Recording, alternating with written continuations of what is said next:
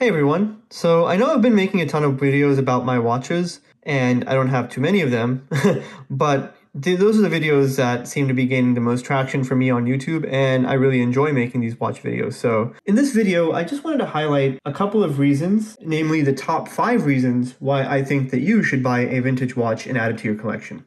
So let's get started. Reason number 1, uniqueness. Now, obviously, for example, a new Omega Seamaster is a brilliant watch, but Omega is going to keep cranking them out. They're going to keep making those Seamasters. But a watch like this, a vintage watch, they aren't making any more. Whatever is out there in the market, that's all there is, and that's all there ever will be. And in fact, over time, as more of these watches go into states of disrepair, aren't used properly, or get damaged, there's going to be fewer and fewer of them. And I think that's pretty neat, just being able to have a watch that they aren't making any more of. Reason number 2 is history. So I just find it really fascinating that this watch was made in 1968 and that it's traded hands between multiple owners until I got it. Now, this in and of itself is not a huge deal per se. I just find it fascinating that there was some guy probably walking around in the late 60s or early 70s wearing this watch. Maybe he wore it to work, or maybe he wore it at home or on vacation, or just when he was out and about. And the fact that there's so much history behind this watch, that someone's lived full life, or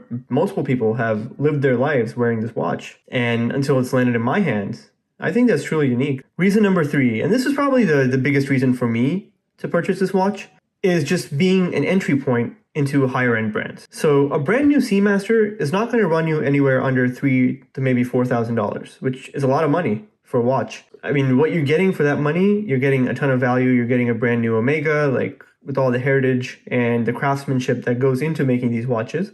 But at the same time, it was way out of my price range. So with a watch like this, with a vintage Omega Seamaster, you still get that rich history of Swiss watchmaking and craftsmanship. You get the same kind of attention to detail and quality that goes into each and every one of these watches, except for a fraction of the price. For this price, you could probably get a really good Japanese watch, like a really good Seiko, but there's always something about the higher end Swiss brands that's always attracted me. And this was a perfect way that I found to get into one of these for a much lower price than buying a brand new Swiss watch. And I think it's cool that instead of paying maybe upwards of $3,000 to $4,000 for an Omega, I get that same kind of brand history and cachet with a watch that I purchased for a fifth of the price. Reason number 4, and this is something that tends to vary more between individuals, but in my case, I like the vintage sizing. Modern watches, men's watches, tend to be on the larger side, and I know this trend in the past couple of years has been kind of reversing back with the success of watches like the Tudor Black Bay 58, but modern watches generally tend to be really big. And for me, with my tiny 6.25 inch wrists, that is a bit of a problem. With vintage watches, on the other hand, they tend to be sized way smaller, so this could be a con depending on your wrist size. This watch in particular, I think, was about 34 to 35 millimeters in case diameter, and that works great for my wrist. So your mileage may vary, but if you have smaller wrists, this is an extra bonus for you. And lastly, reason number 5. Now, this one is not really a huge deciding factor for me, but I still think it's something important to keep in mind, and that is value retention. So when you buy a new watch, especially if you buy a watch that is really highly commoditized, like if you buy a new sort of entry-level Seiko or Orient or Invicta or any of these other sort of more entry-level watches, chances are they're going to decline in value significantly between now and the next couple of years. They're going to keep dropping in value on the used market. However, a vintage watch like this, I feel like, has hit its price floor. So I know that right now these probably aren't going to get much cheaper, but at the same time, if I maintain this watch well, if I keep it in great condition, then if I do want to sell this a few years down the line, I can sell it for probably around what I got it for, or maybe more. Now, I'm not expecting this to be, a one-off collector's item that ends up tripling in value or something crazy like that, but at the very least, I don't expect it to lose any more value. So I know that if I wanted to flip this watch, I could probably get pretty close to what I paid for it, and,